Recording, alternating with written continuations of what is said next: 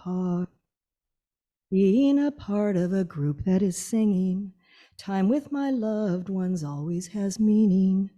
Doing my work, helping people to heal.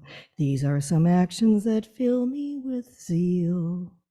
Saying my prayers and believing in God, even though some you think that is odd. Loving the miracles that life brings. These are the things from which my faith springs. When the earth warms, humans make war, and I feel despair. I simply return to my spiritual source, and then my soul feels repaired.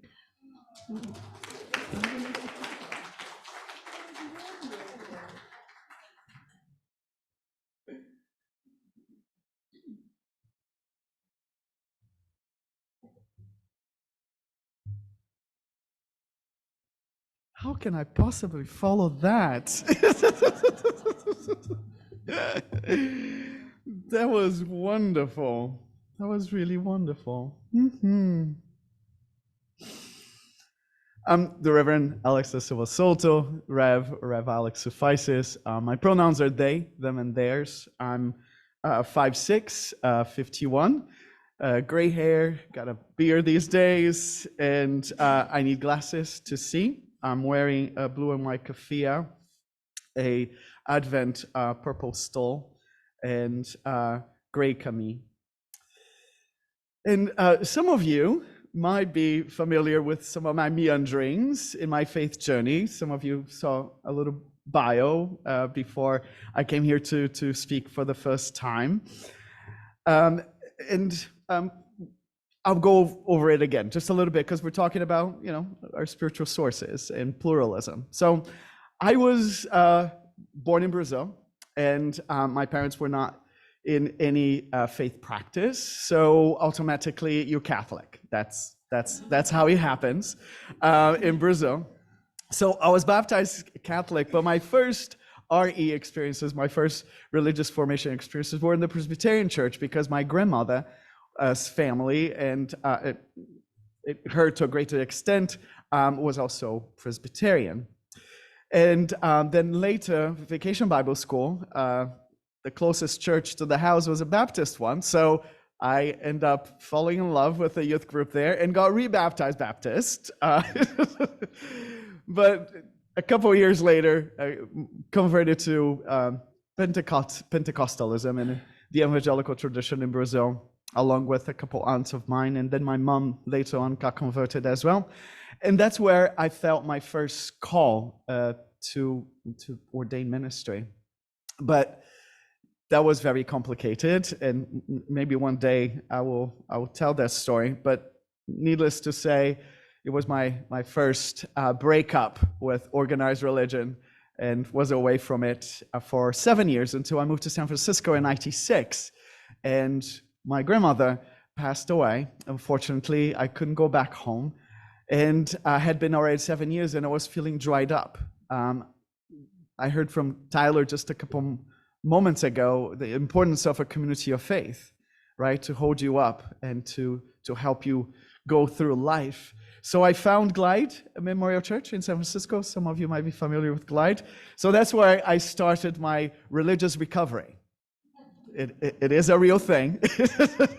It's legit. So in my mid-20s, I did some of my religious recovery at Glide, and found permission to explore other faith traditions I had been curious about, namely Buddhism, Soto, Zen Buddhism, and also Sufism. I was in love with Rumi's poetry and found that, Sufism, let me look into this. So I found permission to explore that, as well as Kabbalah, the mystical tradition within Judaism, and also discovering some of the mystical Christians.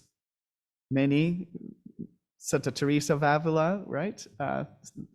And St. Catherine and St. Francis.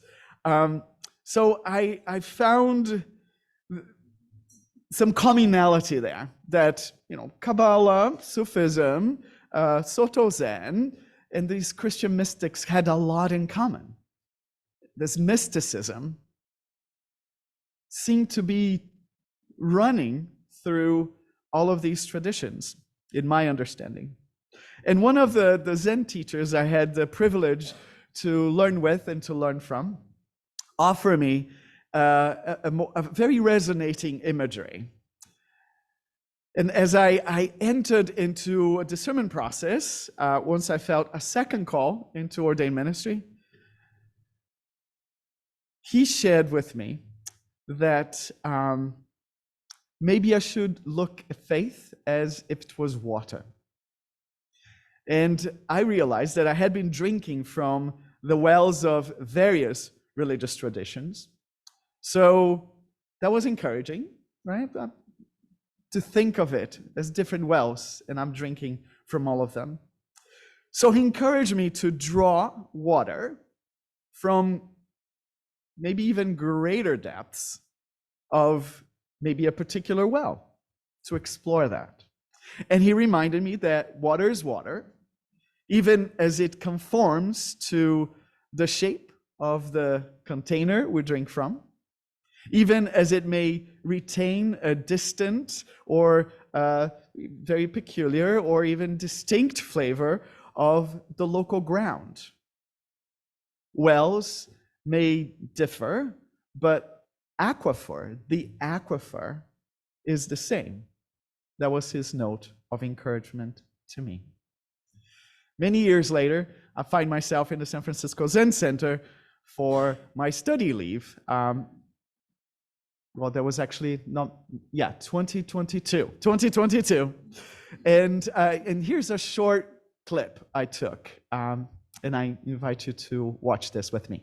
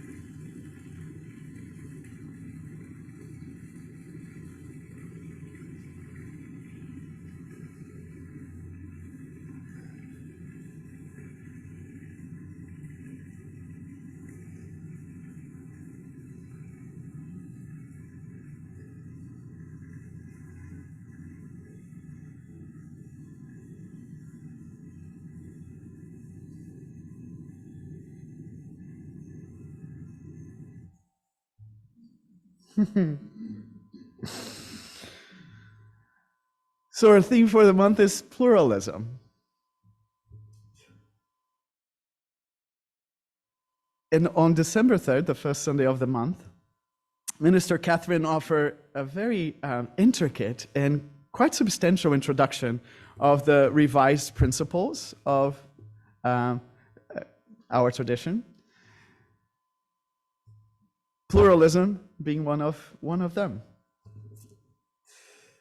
It was, to me, a very inspiring call to continue to practice our values, not only within our congregations, but in our partnerships and efforts in our local community and the world.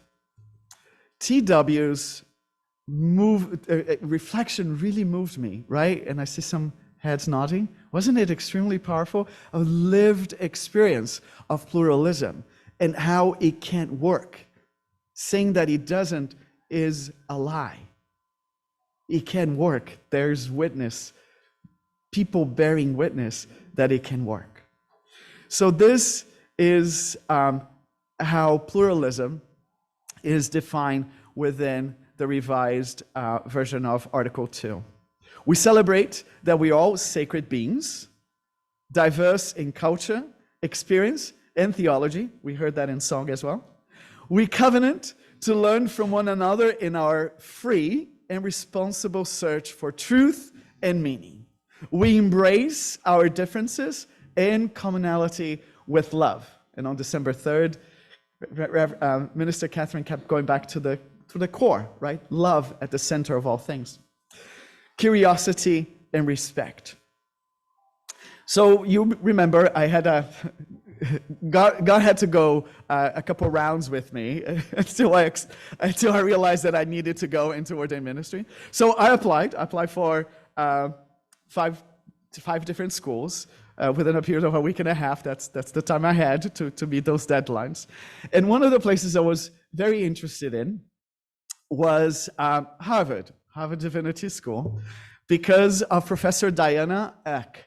Have you heard of Professor Diana Eck? So she launched the Pluralism Project at Harvard University. And it studies, I quote, studies and interprets the changing religious landscape of the United States. So a very important field of study, not just academically, right? So this is how they define pluralism. Pluralism is an ethic of living together in a diverse society. Not mere tolerance or relativism, but the real encounter of commitments. How does that sound to you in terms of pluralism? Yeah? There is a very important essay, foundational to the Pluralism Project, and I'm going to quote a few parts of it. And the title of the essay is Rivers of Faith. Hearing some commonality there? Rivers of Faith. Religions are far more like rivers than like boundaried circles or even complex structures. Nourished by mountain springs, they gather tributaries, flow in full flood through the plains, divide into multiple branches, merge in confluence with other streams, and spread into vast deltas. Some eventually spend themselves and dry up, leaving behind the traces of an ancient riverbed. Others become so extensive and complex, they constitute an entire river system.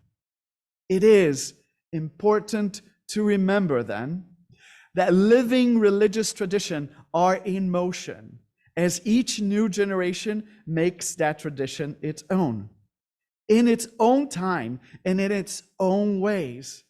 Religions are not simply set of ideas or practices passed in a box from generation to generation, but living traditions of faith that must be appropriated anew.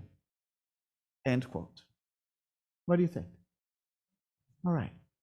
So let's look into meaning of, and we were just talking before the service started about the meaning of words, matching or coordinating.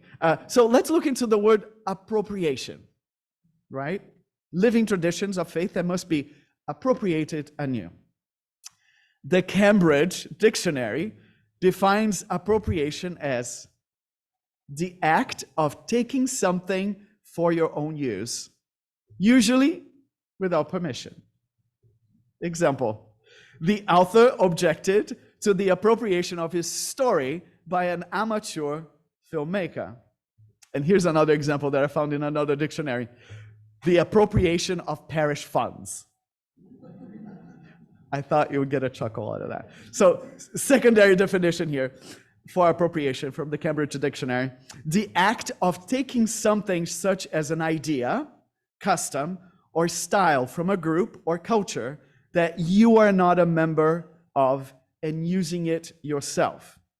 The emergence of a global culture of hip-hop raises issues of racial and cultural appropriation. So the word appropriation is a little problematic, isn't it?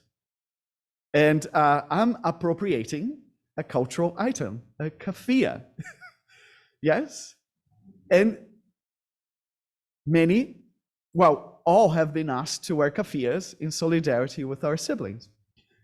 And it's okay to adopt the dress items or cultural aspects of a different culture, as long as one does the appropriate work to learn about that culture, to wear it, to use it appropriately. So that kind of appropriation, I believe, is what Professor Eck is encouraging. Well, Harvard was the only school that said no to me out of the 5 I applied. But as it turns out, the Yale folks are much smarter. So they said yes to me. But I'm not bitter, and I, not at all. I'm just being critical and important to unpack things, right? So as many of you have already gathered, I'm a firm believer that words hold incredible power. We have done, some exercises in, unpacking words and the power of them.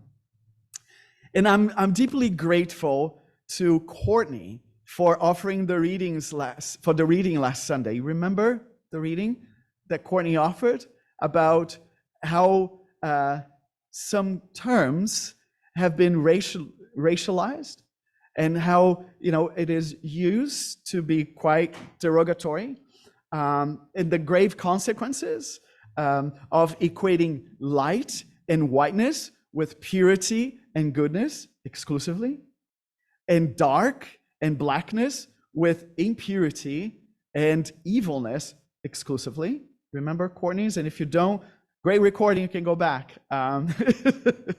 So the word appropriation is very dangerous. It's so dangerous that another word has become even more popular these days, right? Misappropriation. Because quite often, appropriation is not appropriation, is misappropriation. So I trust that Professor Eck is not promoting, I'll go back to Cambridge to the 3 Ivy League references to earn my keep.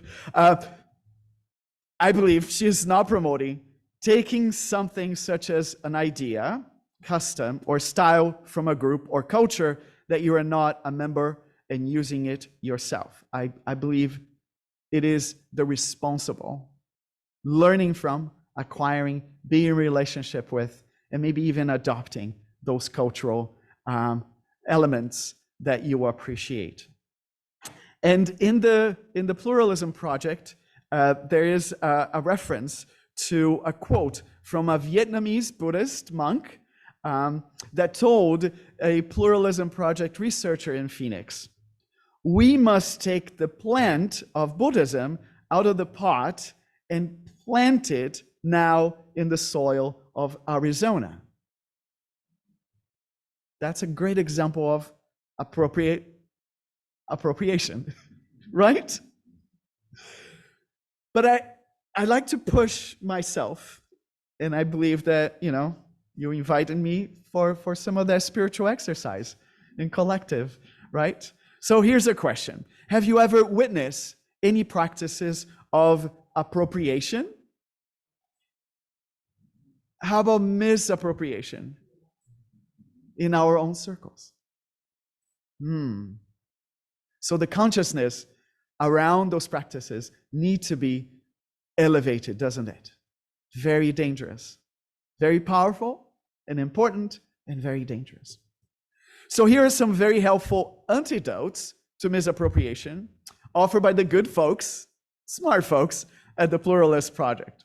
And I quote, number 1, pluralism is not diversity alone, but the energetic engagement with diversity. Mere diversity without real encounter and relationship will yield increasing tensions in our societies. Yeah? Number two, pluralism is not just tolerance. So not diversity alone, not just tolerance, but the active seeking of understanding across lines of difference. Very, very important distinction here, right? Three, not relativism, but the encounter of commitments.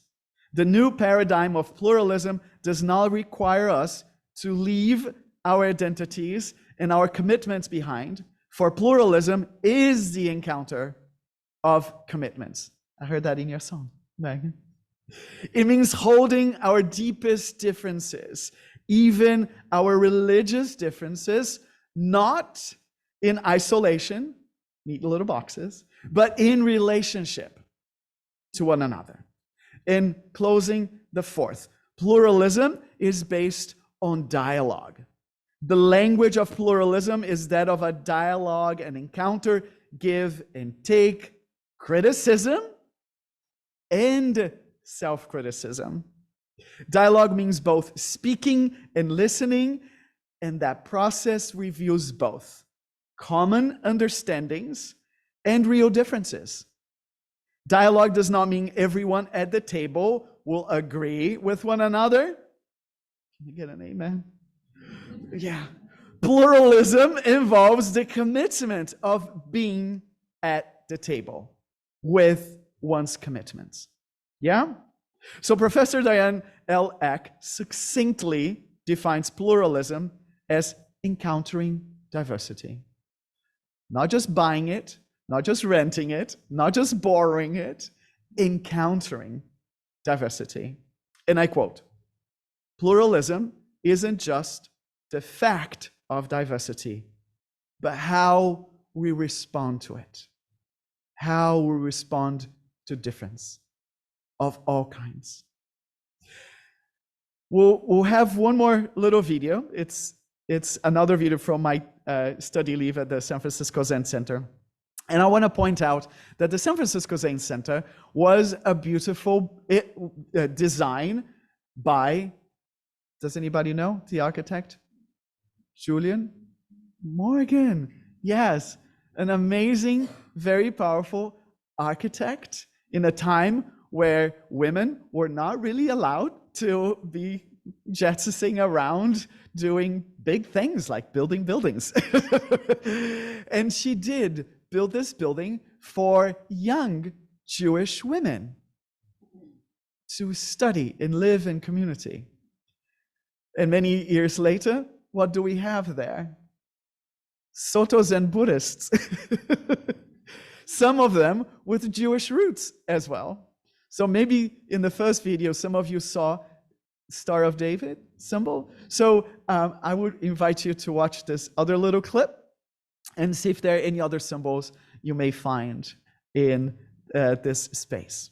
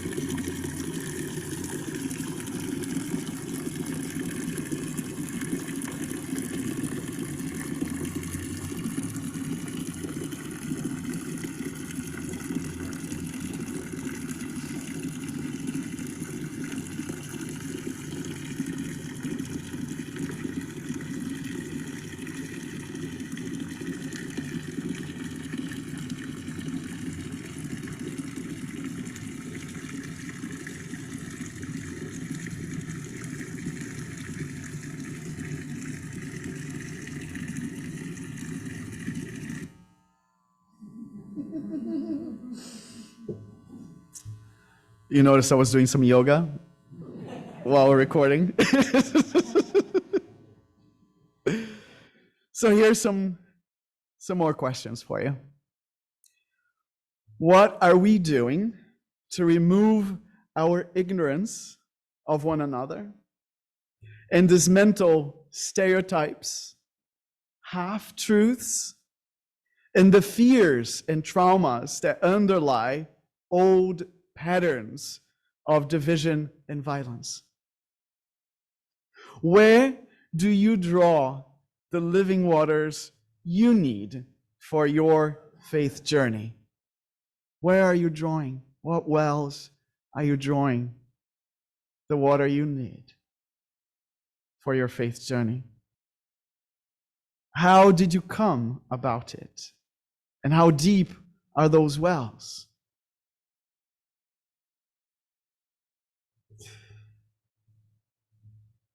So as these questions may find fertile ground in your hearts, I want to invite you to a brief visualization exercise. Especially for those that the water metaphor and symbolism didn't work quite well. Maybe imagining that you have roots.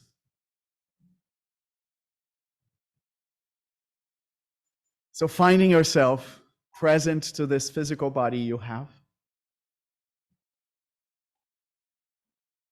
Bringing your awareness fully from the crown of your head all the way down to the soles of your feet.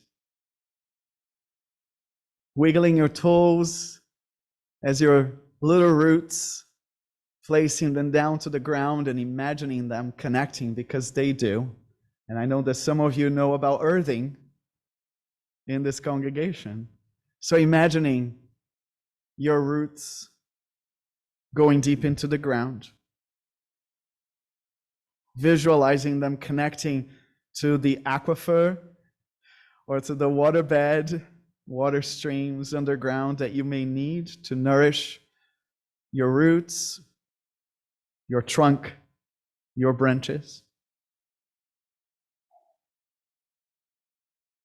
And as you imagine your roots deep into the ground, connecting through maybe even time and space, remembering your ancestors, the ones that labored, that learned, that taught, that worked really hard for you to be here this morning, remembering them as part of your roots, part of the ground you sprung up from. And now, how about the spaces between your roots? What are the other roots between your roots? Or the earth elements between your roots? What are those traditions that have been sustaining, connecting, informing, networking, like the amazing network of roots, of mycelium connecting trees to trees to trees? And as you continue to visualize yourself connected to your roots, connecting to water systems necessary for life, for water is life. We'll be blessed with a short video by the beautiful chorus entitled "I'm Connected." And it's a short mantra, some short words that you can repeat if you so wish, either aloud or in your mind or in your hearts. So let us be blessed by this video and this invitation to remember our roots.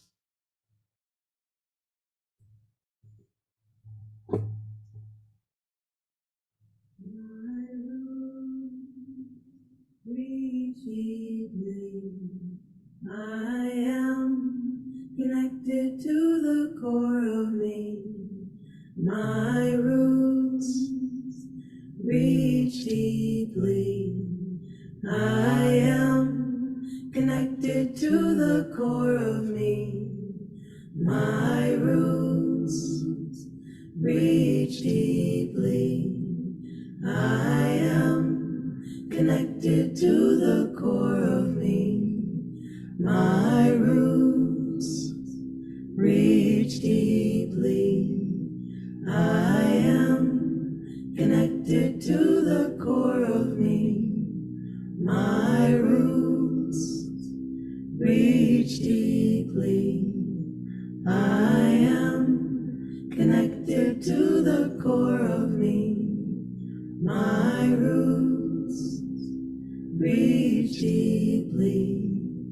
I am connected to the core of me. My roots reach deeply. I am connected to the core of me. My roots reach deeply.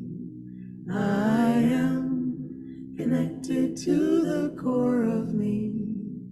My roots reach deeply. I am connected to the core of me. My roots reach deeply. I am connected to the core of me. My roots reach deeply. I am connected to the core of me.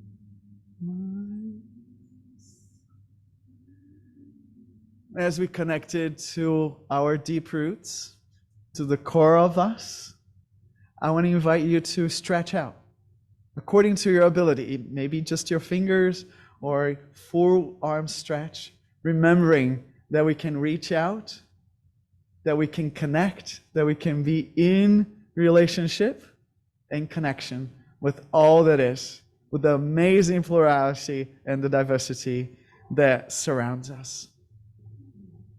Amen.